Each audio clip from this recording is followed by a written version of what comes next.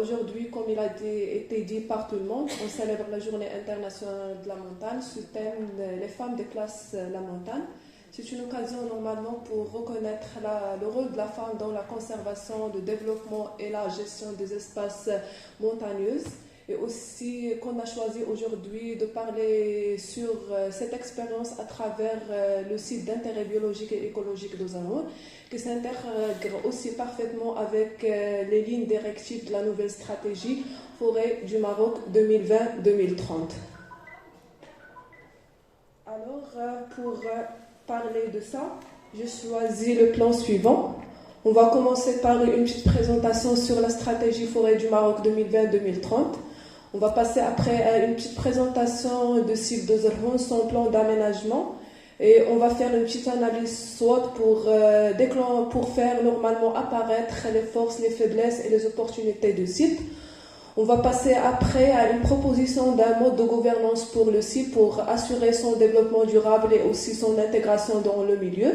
Et on va finir par une petite conclusion. Alors, comme vous savez, que la stratégie Forêt du Maroc 2020-2030, c'est une stratégie qui a été lancée par Sa Majesté le Roi, que Dieu l'assiste.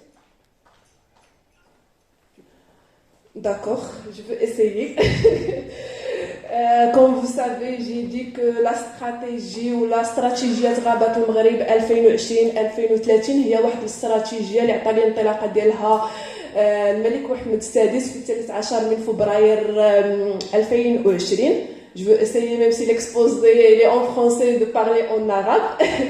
هاد الاستراتيجية نورمالمون كتهدف يعني إعطاء مجموعة من الأولويات على المستوى ديال المجالات الغابوية، وهي كترتكز على يعني 4 ديال المحاور أساسية.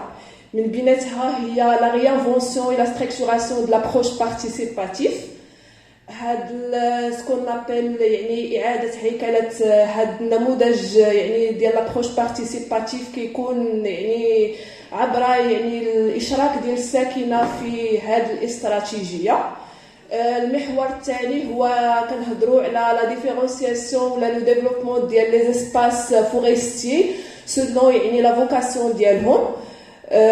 هذا المحور كيهم بالضروره كذلك يعني لا بروموسيون ديال ليكوتوريزم او نيفو ديال المنتزهات الوطنيه، وكذلك يعني كذلك جعل من الغابه واحد الفضاء للانتاج من خلال يعني اننا نفالوريزيو هذوك لي برودوي فوريستي. المحور الثالث وهو انفستير اي مودرنيزي لو كور ديال لو ميتي. فكتعرفوا على ان هذه الاستراتيجيه ولا على ان المغرب كيجيري تقريبا واحد 9 ديال الهكتارات ديال الغابات، والهدف من هذا المحور هو اننا نجيريوها بواحد الطريقه اللي هي عصريه وكذلك كتعتمد على لا ديجيتاليزاسيون ديال لو ميتي. المحور الرابع وهو المحور ديال لا ريفونت انستيتيوشنال.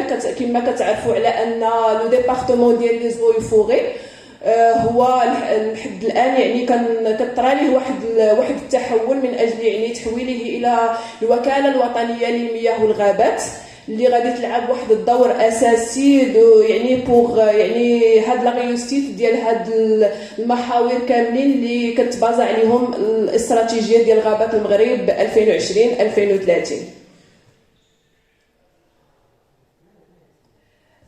هذا كذلك à travers la nouvelle stratégie Forêt du Maroc 2020-2030 qui vise normalement de rendre le patrimoine forestier un patrimoine pour toute la génération à travers un modèle inclusif et aussi durable et promoteur de la richesse. Cette stratégie elle se base sur 5 orientations principales, à savoir un modèle en développement. Cette orientation vise normalement de changer le regard de la population envers l'espace forestier, bien sûr à travers leur intégration dans la programmation et dans l'exécution de tous les programmes. La stratégie aussi elle se base sur la durabilité. Ça veut dire il faire respecter la ligne rouge des espaces forestiers en ne dépassant pas leur productivité naturelle. La troisième orientation, c'est la participation de tout l'usager de l'espace dans la gestion aussi participative de la forêt. La quatrième orientation, c'est un modèle productif qui vise normalement de mobiliser le potentiel productif grâce au partenariat public-privé. Et la cinquième orientation, c'est un modèle biodivers, bien sûr, qui vise le sauvegardage du patrimoine naturel à travers des espaces emblématiques. كما قلت على ان هذه الاستراتيجيه ديال غابات المغرب 2020-2030 هي واحد الاستراتيجيه اللي هي امبيسيوز كتعتمد لنا كذلك على واحد المجموعه من العوامل اللي حنا كنا سميناهم سو سون دي برينسيبو لوفيي ديال هذه الاستراتيجيه. ومن بيناتهم هو اننا كنفيزو على انه عوض ما نبقاو نديرو لو غوبوازمون ديال 50000 هكتار في العام، هو اننا نيطوندغ لا سوبرفيسي ا 1000 هكتار باغ اون. كذلك المحور الثاني هو اننا نرفعوا من هذيك لانسيتاسيون اللي كنعطيوها لا بوبولاسيون نورمالمون سورتو في لو كادر ديال المحميات الغابويه. اون فوالا ملتيبليي باغ 4 باش نحولوها من 250 درهم للهكتار الى 1000 درهم باغ لهكتار، وهذا واحد كنعتبروه واحد لوفيي امبورطون اللي غادي نعاونوا به لا بوبولاسيون حتى هي باش انها تدخل معنا في لا كونسيرفاسيون ديال هاد لي اسباس فوريستي. المحور الثالث وهو اننا غادي نديروا سكون نابيل واحد لو نوفو اورغانيزم اللي كنقولوا له سو سون لي اجون دو ديفلوبمون دو بارتناريا.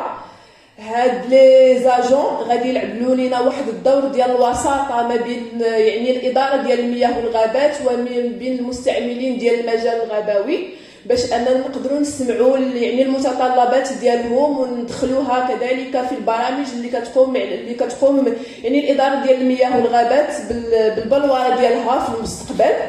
كذلك هنالك كذلك يعني لانستالاسيون ديال واحد لا نوفيل ستركتور سكون نابيل لي زو دي اف ولا لي زورغانيزم دو ديفلوبمون فوريستي. هي واحد الهيكله جديده اللي كتجمع لنا جميع يعني المستعملين ديال المجال اللي هما كوبيراتيف ولا يعني جمعيات ولا يعني مجتمع مدني اللي غيتجمعوا لنا في هذا سكون نابيل لي زورغانيزم دو ديفلوبمون فوريستي، واللي غادي يكونوا كذلك عندهم واحد الدور يعني مهم في يعني اننا نستمعوا لهم من اجل كما قلت البلوره ديال يعني البرامج ديالنا ديال المياه والغابات، وكذلك نعرفوا يعني شنو هما لي زاكسيون اللي هما بريوريتير سورتو او نيفو ديال كل جماعه غابويه، حقاش هاد لي زورغانيزم دو ديفلوبمون فوريستي غادي يكونوا او نيفو ديال الجماعات يعني الجماعات على يعني واحد ان نوت دي اف دون شاك كومون تيريتوريال. كما قلت لومبيسيون ديال هاد لا استراتيجي هي واحد لومبيسيون اللي هي يعني هزت لينا لاباغ. فهي كان عندنا يعني ثلاثه ديال المحاور اللي نقدروا يعني نعتمدوا عليهم. هو اول حاجه هو اننا كنفيزو اوغمونتي هذيك لا فالور انفيرونمونتال ديال لا فوري من حيث يعني لا ريكوبيراسيون ديال تقريبا واحد 133 هكتار ديال لا فوري. كذلك اننا نرفعوا من التشغيل ديال الساكنه في المجالات الغابويه، حيث اننا غادي تقدر نملتيبليوها يعني في 1.5 ديال هذا لو نومبر اللي كاين لحد الان، باش انه يكون عندنا تقريبا واحد 9 مليون 800 يعني او نيفو ديال لا فوري بارتيسيباتيف، 6 مليون دون لي فيليير برودكتيف و واحد 12000 بلوتو دون لا فيليير اللي هي ايكو توريستيك. كذلك هنالك اون فيزيون دوغمونتي لا فالور مارشاند ديال لا فوري من واحد 2 مليار دو درهم ا 3 مليار دو درهم à travers la croissance ديال la valeur يعني annuelle générée par les filières productives اللي هما le bois ou les plantes aromatiques et médicinales, et aussi la filière écotourisme اللي كتمثل واحد الركيزه اساسيه في هذه الاستراتيجيه. كما قلت في الاول على ان هذا لو سيت دانتيغي بيولوجيك اي ايكولوجيك ديال زرهون فهو يسانتيغ بارفيتمون افيك يعني لي نوفيل اورينتاسيون ديال لا استراتيجي فوري دو ماروك 2020-2030. هنا ici une petite présentation على لو سيت. فإما كما كنعرفوا على لو سيت إلى appartient نورمالمون لا بروفانس ديال الكناس لو سيركل ديال زرهون لا كومين رورال ديال المغاسيين اي سيدي علي بالخياط. En matière de la situation forestière, il relève de la direction provinciale des eaux et forêts de Meknès el-Hajib et le secteur de Zerhoun. Le CIP, il est normalement il appartient au domaine forestier sur 1700-800 hectares divisé en deux cantons. Le canton ici je m'excuse. هنا كما كنلقاو لو كونطون ديال زرهون اللي هو او نيفو ديالو كنلقاو اون جون باب الرميله اي لو دوزيام كونطون هو الكونطون ديال تاكرماس sur واحد 708 ديال ليكتار.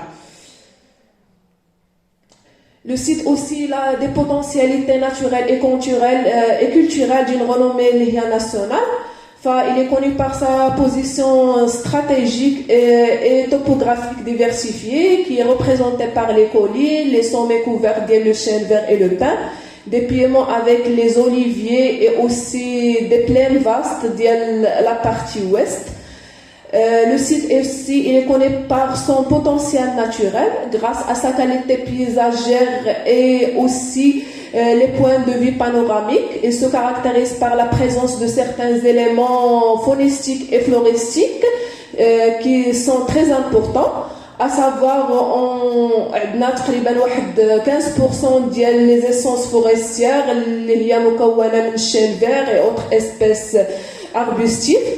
On a aussi 95% de reboisement artificiel.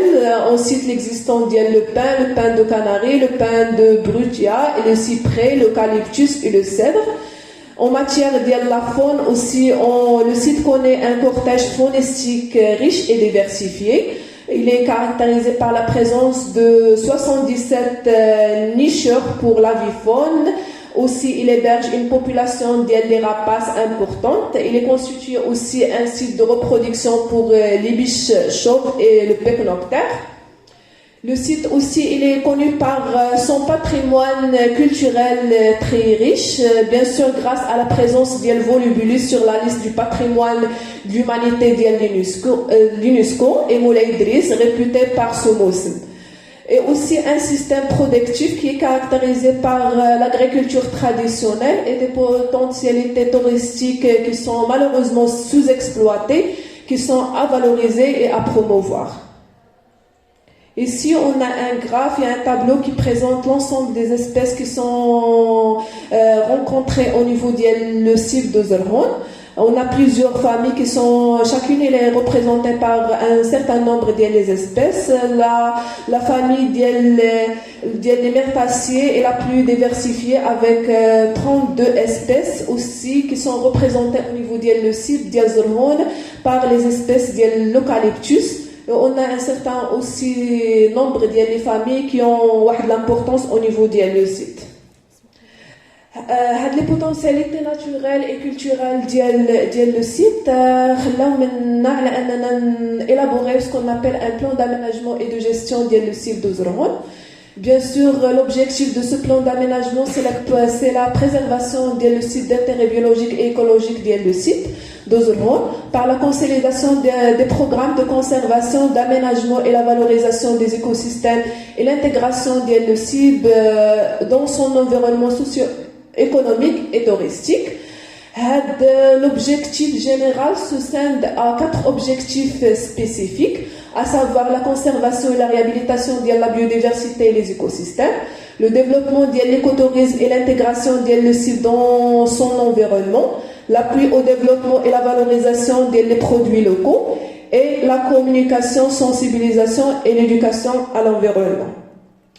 Alors, en ce qui concerne le développement de l'écotourisme et l'intégration de l'ECIB dans son environnement, un certain nombre d'aménagements ont été effectués au niveau du site Bab el-Mila, qui constitue vraiment un site de récréation très important au niveau de la province. Alors, la direction régionale a fait un certain nombre d'aménagements, à savoir l'installation des panneaux de signalétique, la correction mécanique, aussi l'aménagement des sentiers et des circuits pédestres pour la randonnée, l'installation des infrastructures d'accueil, un infokiosque qu'on avons envisagé de le faire comme un centre d'animation et d'éducation à l'environnement au sein du site de Bab el-Mila. Et aussi, il a assuré la clôture du site. En matière de conservation, la régulation de la biodiversité et des écosystèmes, alors nous avons effectué pas mal d'actions en matière de sylviculture et la conduite de peuplement, la reconstitution des peuplements à travers le reboisement et la régénération, la correction mécanique des ravins, la lutte contre les incendies en installant les points d'eau, les postes vigie, aussi les tranchées par feu, et la réhabilitation et les entretiens des chemins forestiers. Pour l'axe en relation avec la communication et la sensibilisation et l'éducation à l'environnement, on a effectué l'élaboration d'un programme d'éducation à l'environnement. Aussi, nous avons organisé pas mal de journées de sensibilisation et d'animation au niveau du site, avec aussi l'appui d'un certain nombre d'associations qui travaillent dans le site, comme l'association DIFCAR. Aussi, nous avons appuyé le développement et la valorisation des produits locaux à travers la distribution des plants fruitiers, notamment le carobier, et la distribution des ruchers au profit de la population locale. Malheureusement, même si ces potentialités naturelles, comme j'ai dit, et culturelles avec lesquelles le site est connu, le site aussi est connu un certain nombre de facteurs de perturbation. On cite notamment l'utilisation de feu par les visiteurs, les déchets en pleine nature et aussi des actes de vandalisme de bois, du mobilier d'accueil au niveau du site de Bab el-Mila.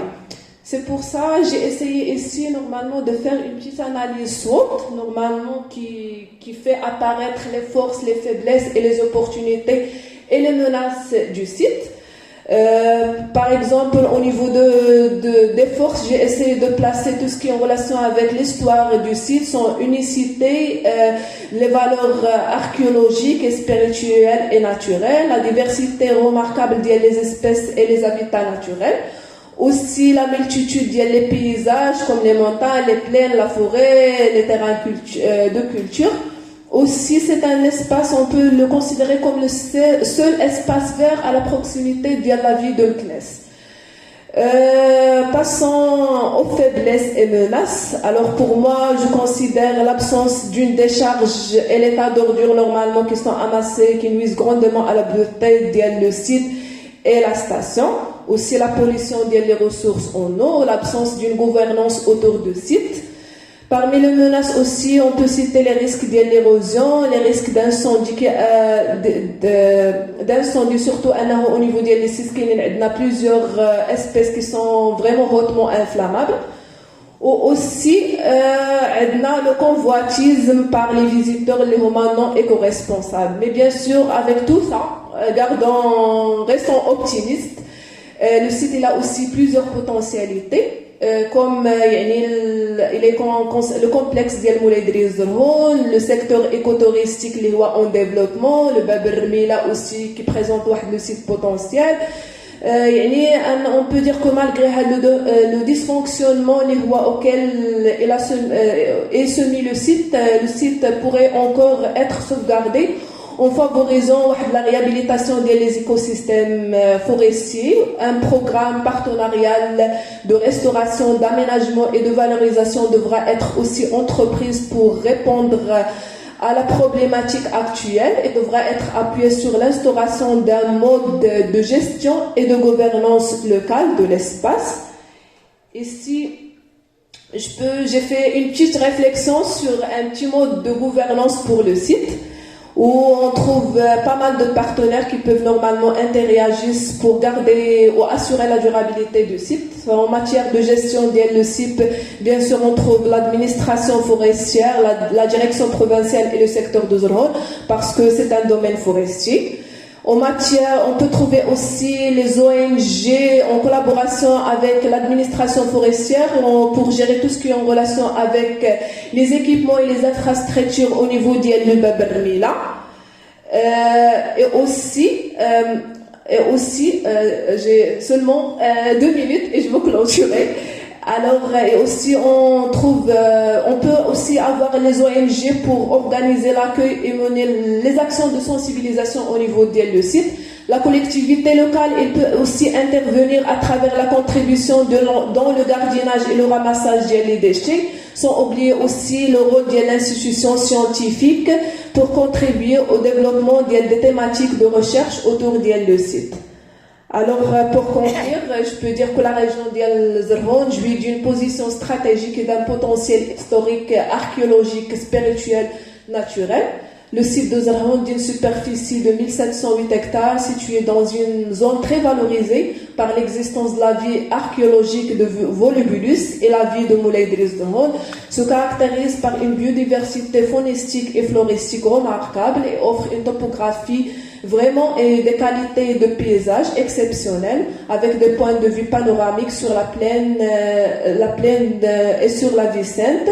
Sa promotion par l'écotourisme et son intégration dans son environnement pourrait être un créneau important pour la valorisation de la biodiversité et le développement des zones de montagne avoisinantes. Et je vous remercie. Merci, Mme Hasna Smaïli Alaoui, pour cette intervention fort riche. On a vu une idée au niveau national, maintenant au niveau des Zerhoun, surtout Babarbila. Donc je ne vais pas revenir sur ce qu'elle a dit, mais on est un peu en retard. Je vais passer rapidement la parole à si Aït Douz, et surtout il va nous parler de Temkin al-Mar'a في الجبل من خلال تعاونية. لكن الكلمة سهلة.